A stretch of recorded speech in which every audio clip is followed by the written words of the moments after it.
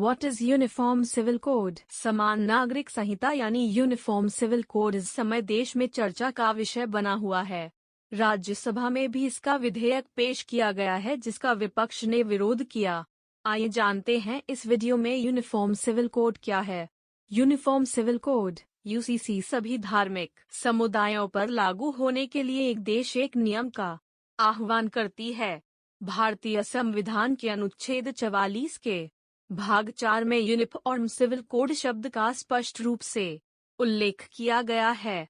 अनुच्छेद 44 कहता है कि राज्य भारत के पूरे क्षेत्र में नागरिकों के लिए एक समान नागरिक संहिता को सुरक्षित करने का प्रयास करेगा। यह कोड यूनिफॉर्म सिविल कोड विवाह, तलाक, रखरखाव, विरासत, गोद लेने और उत्तराधिकार जैसे क्षेत्रों को कवर करते हैं। यह कोड इस बात पर आधारित है कि आधुनिक सभ्यता में धर्म और कानून के बीच कोई संबंध नहीं है। भारतीय संविधान में निदेशक सिद्धांतों के अनुच्छेद 44 का उद्देश्य है कमजोर समूहों के खिलाफ भेदभाव को दूर करना और देश भर में विविध सांस्कृतिक समूहों में सामंजस्य स्थापित करना था। Doctor B.R. अम्बेडकर ने संविधान को बनाते समय कहा था कि यूनिफॉर्म सिविल कोड वांछनीय है, लेकिन फिलहाल यह स्वैच्छिक रहना चाहिए और इस प्रकार संविधान के मसौदे के अनुच्छेद 35 को भाग 4 में राजनीति के निदेशक सिद्धांतों के एक भाग के रूप में जोड़ा गया था।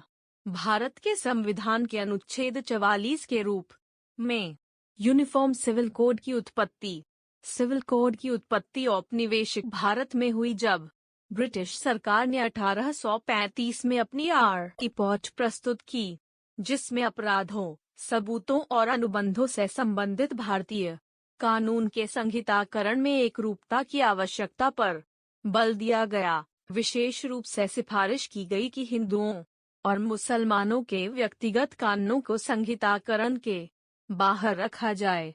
ब्रिटिश शासन के अंत में व्यक्तिगत मुद्दों से निपटने वाले कानूनों में वृद्धि ने सरकार को 1941 में हिंदू कानून को संहिताबद्ध करने के लिए B.N. राव समिति बनाने के लिए बाध्य किया। हिंदू कानून समिति का कार्य सामान्य हिंदू कानूनों की आवश्यकता के प्रश्न की जांच करना था। समिति ने शास्त्रों के अनुसार एक संहिताबद्ध हिंदू कानून की सिफारिश की, जो महिलाओं को समान अधिकार देगा। 1937 के अधिनियम की समीक्षा की गई और समिति ने हिंदुओं के लिए विवाह और उत्तराधिकार की नागरिक संहिता की सिफारिश की। क्यों है यूनिफॉर्म सिविल कोड जरूरी? भारत में जाति और धर्म के आधार पर अलग अलग कानून और मैरिज एक्ट हैं। इसके कारण सामाजिक ढांचा बिगड़ा हुआ है।